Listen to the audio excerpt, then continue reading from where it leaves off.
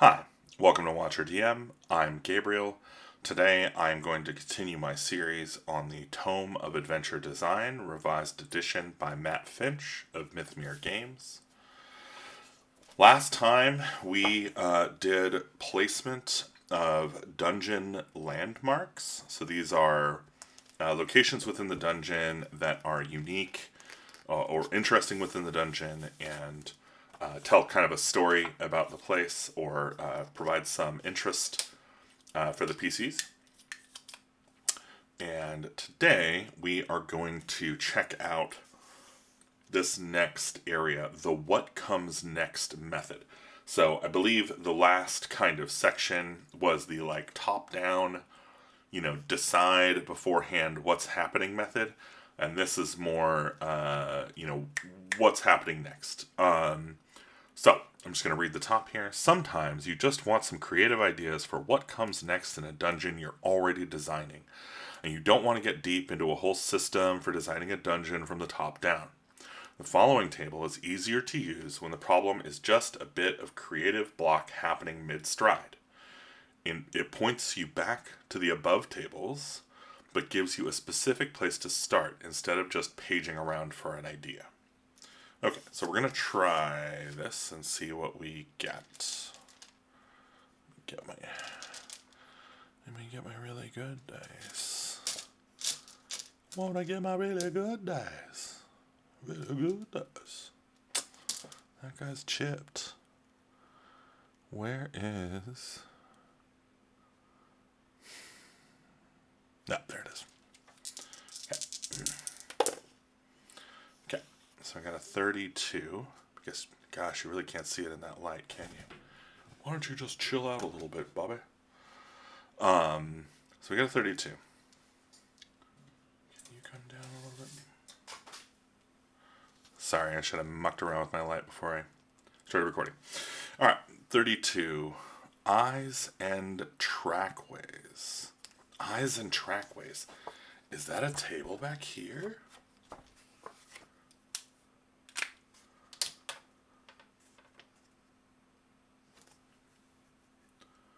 What comes next? Eyes and trackways.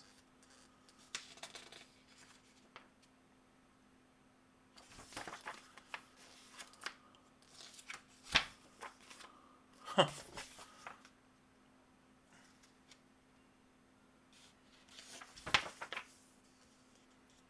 I don't know what that means. What is the eyes and trackways? All right, let's do what comes next using tables, because I have no idea what to do with that eyes and trackways result. 84. Vast cavern filled with different balconies and level changes of more than one type. So in this case, I like this. This turns us towards an existing table. So we go back here to 350. I'm looking at level changes. Okay. So 13. Oh, an elevator room? That's cool. And 58. A slide. Okay, an elevator room with a slide. That's pretty cool. That's alright. I would take that. That's decent. I'm not going to write that down. This seems more like a table for pointing at other tables. Some of these things like mannequin room, I get that. I know what that is. But eyes and trackways, what is that? Balconies and ruins, I understand. Big machines made of wood and iron? Sure. Eyes and trackways. I don't understand. Frogs and swings. Again, a little lost. Nicely furnished rooms. Danger, Will Robinson. Wow. That's some weird stuff to just throw in here. I feel like maybe they're trying to, get some of the same stuff that's going on the side pages here, like hidden person, temporal machine, secret contract. It's not working for me, but, maybe that's what it is. It's just supposed to be like a little spark table or something. I like this what comes next tables pointer, though. The one thing I will say is throughout this book, they reference tables by table identifier and not by number.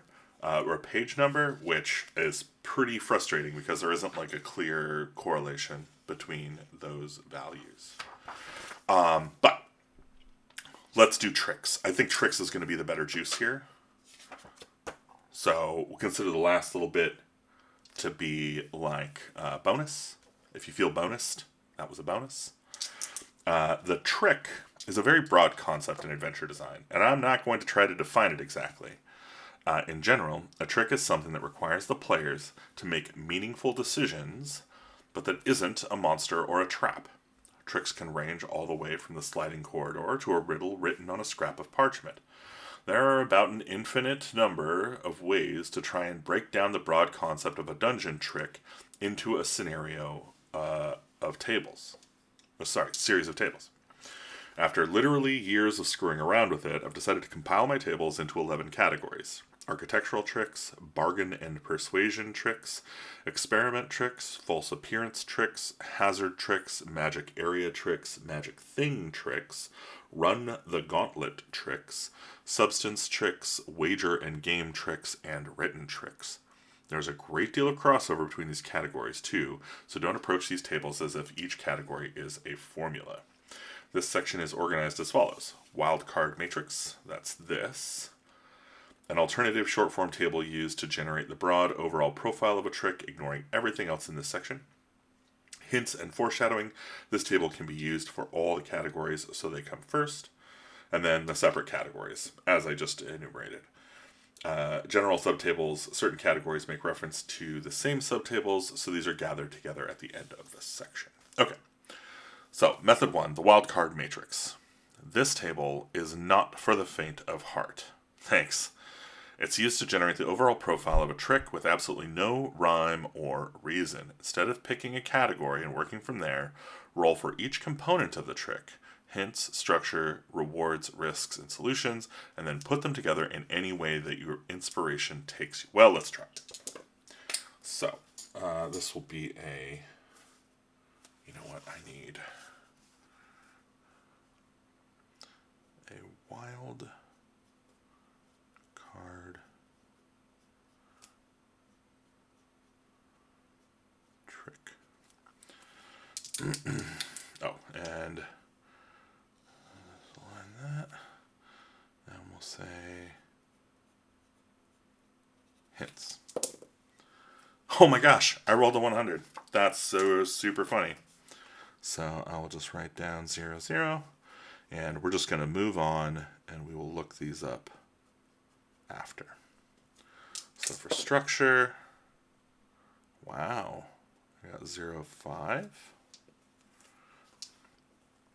For rewards, 96. For risks, we got 15.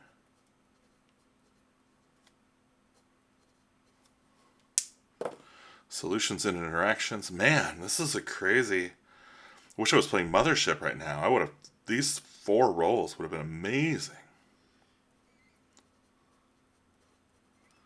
Solutions and interactions.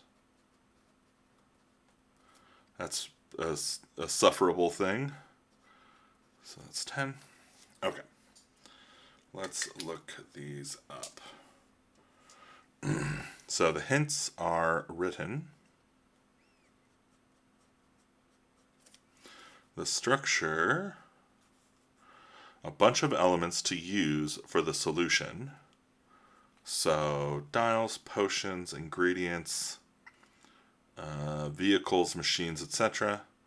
So number of elements. It's like a Rube Goldberg trick. The reward is a 96. Is useful information.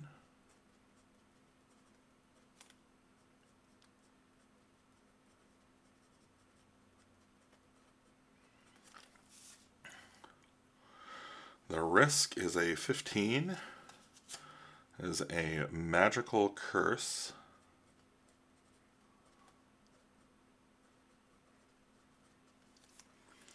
And then the solutions and interactions, I got a 10.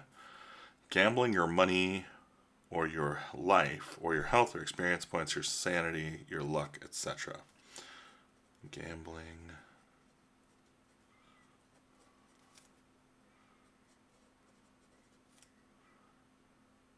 Say your life. Okay, so written hints tell you the nature of the trick, which involves taking a number of elements and in some way making that a gamble. Magical curse. I think originally I was thinking, oh, well, it's kind of like a water temple or something. So, like, maybe they have to, drink a potion or something that lets them breathe water. Or maybe say, like, an incantation that lets them breathe water, but it makes them only breathe water. And so if they don't solve the puzzle, they're kind of cursed to only breathe water. Might be kind of fun. Also, kind of a dick move. I don't know. Could be interesting. That's a bit of a life gamble, I think.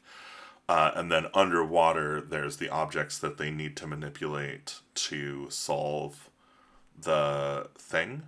And the best way to solve it is to not read the first inscription or not engage with the magical part of the trap and just risk their lives to go down and manipulate the things while holding their breath, which would be challenging, but, at least you're not ruining yourself. Interesting. I don't know. Probably not for me. We will try tricks by category. Tricks by... I'm going to try and get these lights a little better open. Can you? I changed these lights so that I'd be able to... Ooh, don't hit the microphone. That's silly. Okay. So tricks by category. And we're going to roll. We got a 27. And 27 is experiment trick.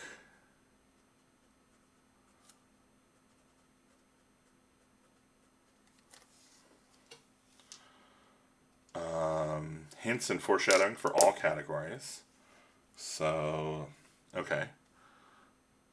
We rolled a 97. So that's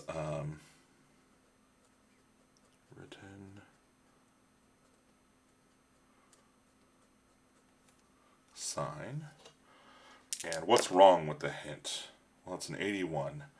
The hint offers a solution, but there is a better and less dangerous solution to the trick. Okay, interesting. Sorry, that was 81.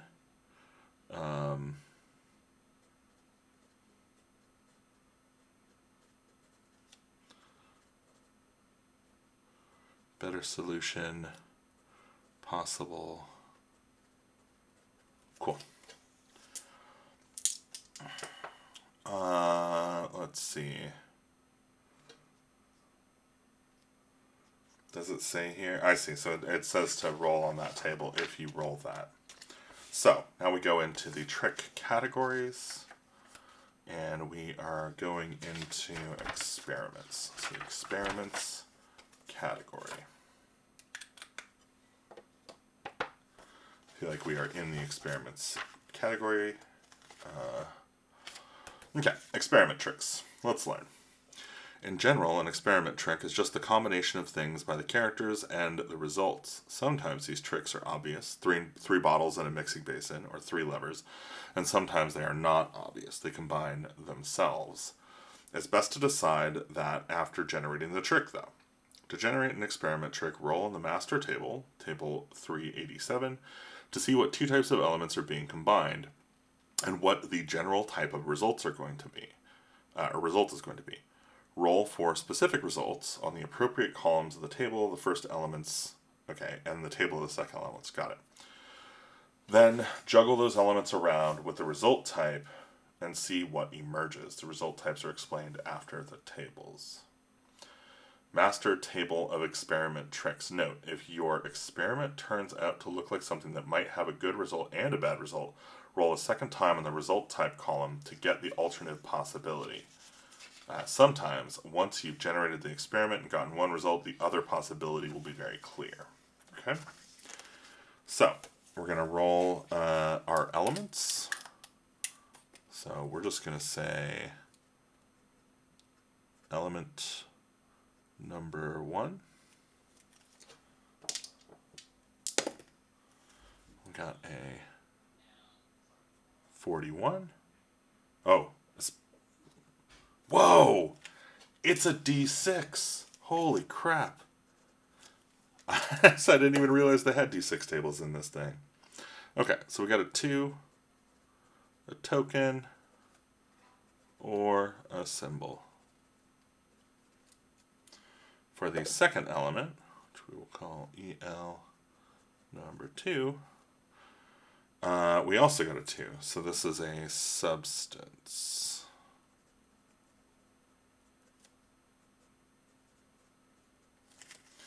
Okay, table of first elements, experiment tricks. So we roll on D100 and we look at token. So we rolled a 4. So the token is a miniature of figures.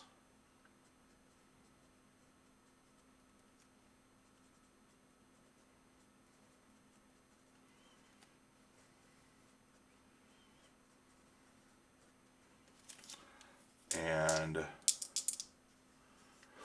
the second item is a substance, which is D100, 36. Oh, this is table of second elements. Okay.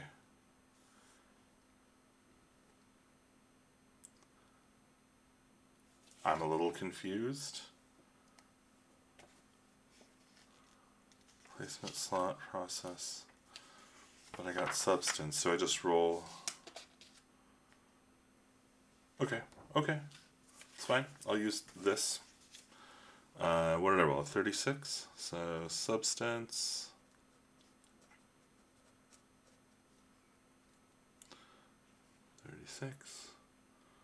I guess this was a 4. 36. Substance. Liquid. Water. Okay.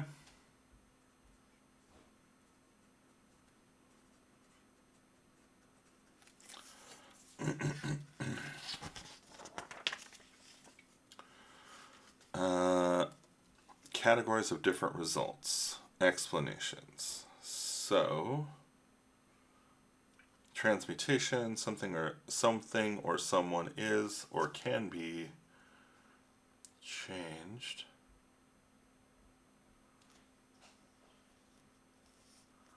I'm maybe a little confused here.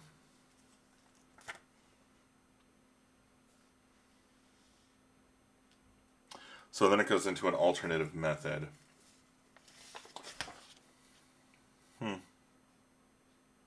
Yeah. Pretty unclear how you would use this, if I'm being honest. Perhaps... Oh, the result type. That's the thing I'm missing here. Result type is 6. That's... Okay. I swear. You know... Thanks for tolerating me. 6. So, transmutation... So something or someone is or can be changed as a result of the experiment. So obviously taking the miniature figures and dipping them in the water causes something to happen. And that's kind of what I was imagining anyway. And they change in some way. What they change into, I'm not really sure. Or what, like maybe there's like some big statues and there's miniature figures of those statues, and if you dip those statues in the water, like if you dip the miniatures in the water, the statues become water or become wet. I don't know. You could do some different stuff with that. Alternative and fun method. Oh, this sounds fun. Let's just try it. 64. It goes om nom nom, and sound made by first person to speak after the process is complete is 82. try the other lever. That's pretty fun. Nom nom. Try the other lever. Okay, cool. Well, we did an experiment trick. So we have generated a trick. We used the wildcard tricks generation, which not for me, but it's there. So now you know how that works, and we learned a little bit about some dungeon stuff. So I think that's what I've got today for this set. I hope you enjoyed it, and I hope you continue to come back and view our other tutorial series. Again, if you want to support the channel and get early access to these videos, I drop them a week early for paid patrons on my Patreon, patreon.com/watcherdm. There's a link down below. Or you can just go pick up any of our adventure modules or go to our Kickstarters that are probably going to be running. We've got a few, so I'm making things for my patrons. Go get them. Cool. Thanks for playing.